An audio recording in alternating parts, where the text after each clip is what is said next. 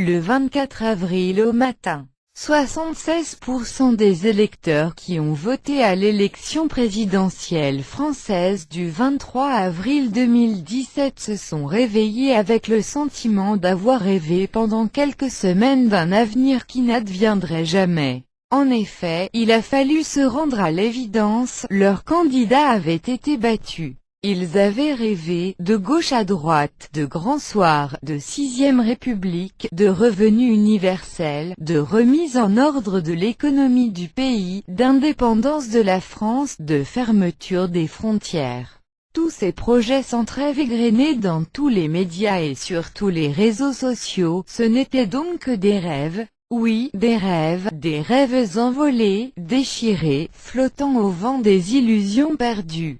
Il a suffi que leur candidat quitte la scène médiatique, puis fini le rêve. Oui, des rêves envolés, déchirés, flottant au vent des illusions perdues. Il a suffi que leur candidat quitte la scène médiatique, puis fini le rêve. Mais il ne voulait pas les entendre, ces sondages, et il les niait, ils voulaient garder leur rêve de lendemain triomphant.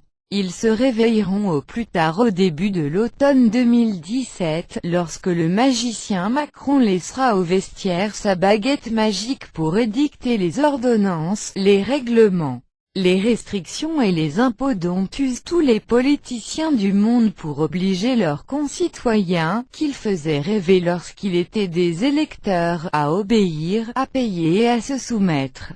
C'est une drôle d'objet, la politique, objet de rêve pour les citoyens quelques semaines, objet de convoitise pour les politiciens toute leur vie et objet de détestation pour ceux qui en subissent les effets, jusqu'à ce qu'on les autorise à rêver à nouveau quelque temps, mais pas trop. Drôle d'objet en effet, la politique, il n'y a pas plus dur, plus froid, plus ingrat que la politique pour ceux qui la pratiquent. Et pourtant elle fait rêver chacun d'entre nous d'un monde et d'un avenir meilleur qui n'arrive jamais. Je me demande parfois s'il n'y a pas d'objet moins apte à inspirer la rêverie que la politique.